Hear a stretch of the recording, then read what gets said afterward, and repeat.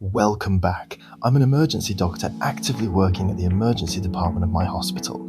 In this Doctor's Corner series, we'll dive into lesser-known approaches and hidden strategies to help the people with critical illnesses. You can subscribe if you want to learn the latest news and healthy solutions about your health.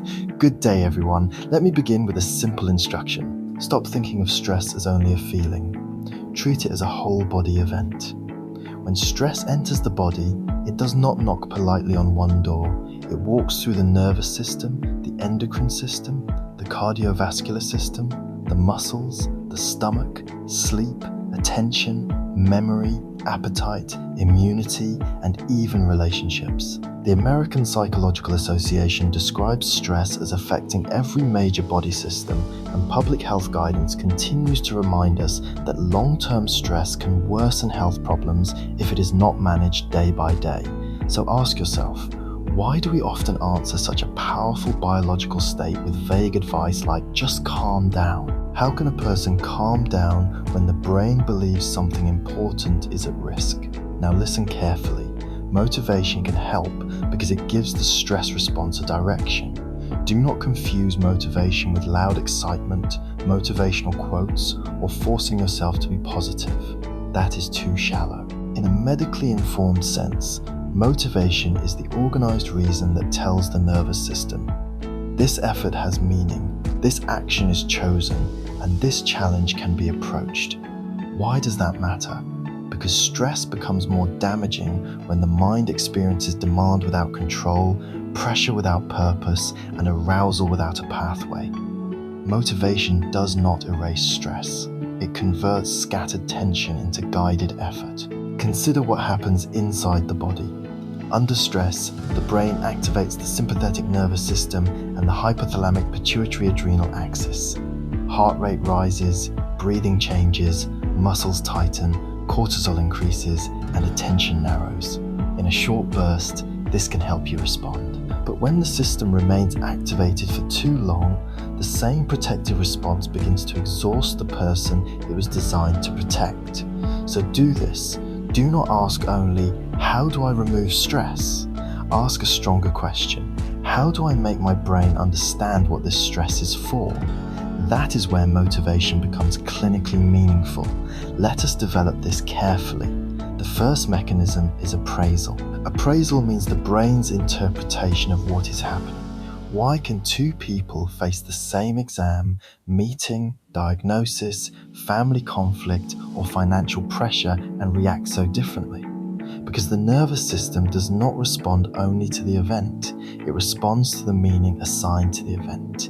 If the mind says, this is proof I am failing, the body leans toward threat. If the mind says, this is difficult, but it is connected to something I value, and there is one next action I can take, the body has a better chance of shifting toward challenge. Research on stress, mindset, and stress reappraisal shows that how people frame stress can shape emotional, cognitive, and physiological responses under pressure. So command your mind with precision. Name the challenge, name the value, name the next action. Ask yourself, why does motivation work better when it is chosen rather than imposed? The answer is found in self-determination theory, one of the strongest frameworks in behavioral medicine and health psychology. It says that people function better when three psychological needs are supported: autonomy, competence, and relatedness. Autonomy means I have a choice. Competence means I can improve. Relatedness means I am not alone. A meta-analysis of self-determination theory in health contexts using 184 independent datasets found that autonomous motivation and psychological need satisfaction are linked with better health-related outcomes. A 2026 meta-analysis in workplace contexts also connected need support and autonomous motivation with more adaptive outcomes and less maladaptive strain, including stress-related outcomes. So apply this immediately. Do not say, I have to survive this week. Say, I choose one action today that protects my future. Do not say, I am terrible at handling stress. Say, I am training one skill. Do not isolate and pretend strength means silence. Say, I will speak to one trustworthy person. Why?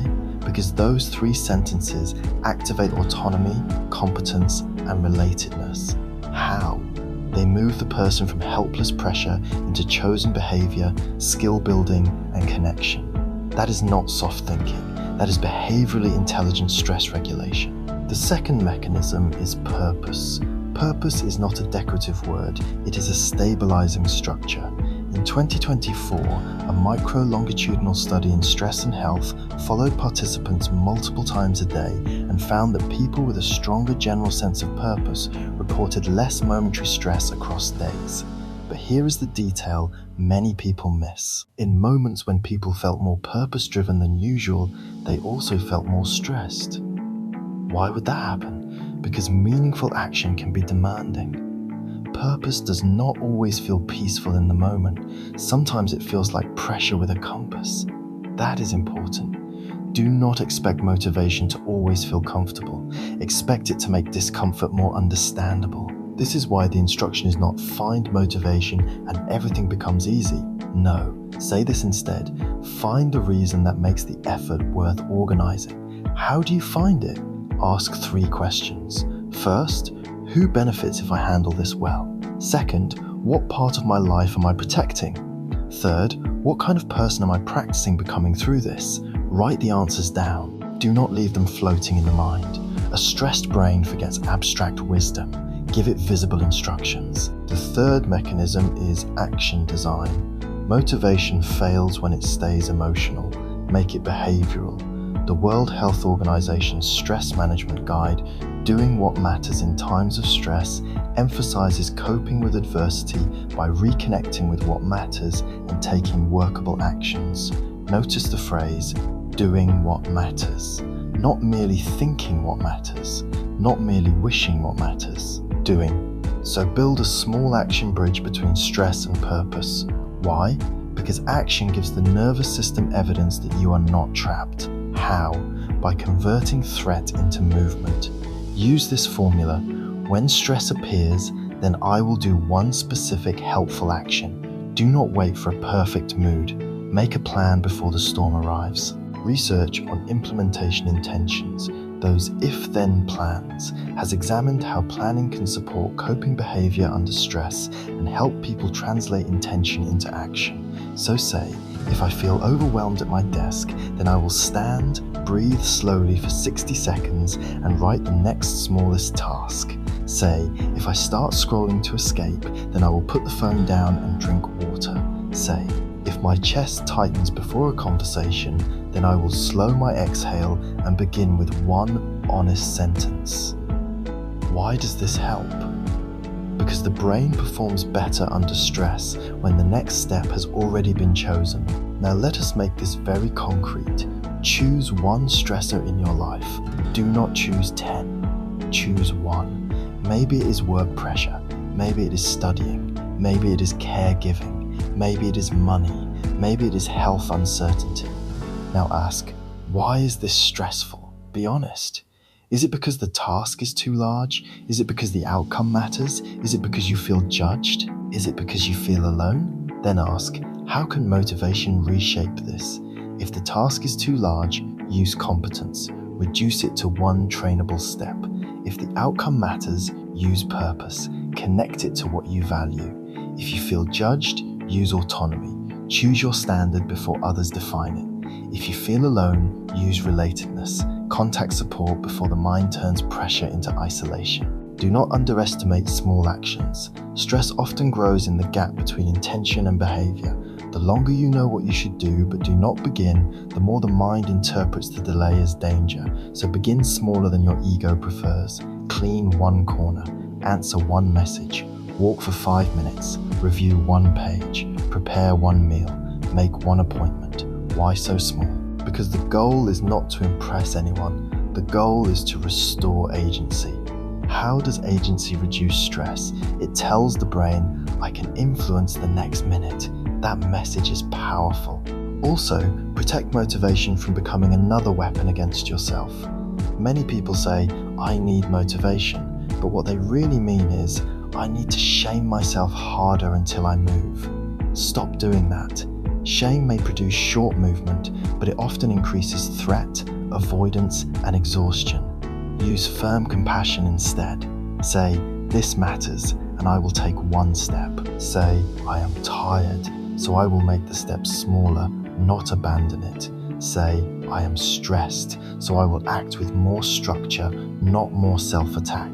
Why? Because the nervous system learns through repeated signals. If every goal comes with fear, the body starts treating ambition like danger. Let us also be medically careful. Motivation is beneficial, but it is not a substitute for professional care when stress becomes severe, persistent, or disabling. If stress is accompanied by panic attacks, major sleep disruption, substance misuse, chest pain, suicidal thoughts, or inability to function, seek medical or mental health support. Use motivation as part of a broader care plan, not as a reason to suffer privately. The most mature form of motivation sometimes says, "I will ask for help now." That sentence may be the strongest action in the room. So, why is motivation effective against stress? Because it changes the meaning of effort. It supports autonomy, competence, and connection. It turns physical arousal into directed action. It helps the brain distinguish "I am in danger" from "I am being challenged by something that matters." How should you use it? Do not wait for inspiration. Build it. Define your reason. Shrink the next step. Use if-then plans. Connect with people. Track progress. Rest without guilt. Repeat the chosen action until your nervous system begins to trust you again. Let us conclude with this. Stress says, "Something matters." Motivation answers, "Then let us move wisely." Stress without motivation becomes noise. Motivation without compassion becomes pressure. But stress guided by meaningful, chosen, supported action can become training, direction, and growth. So take command gently. Ask why. Ask how. Choose one next step. Do it today, not perfectly, but faithfully. Thank you for being here with me. Take care of yourself, take care of each other, and let us keep growing like a family that learns together. See you in the next topic.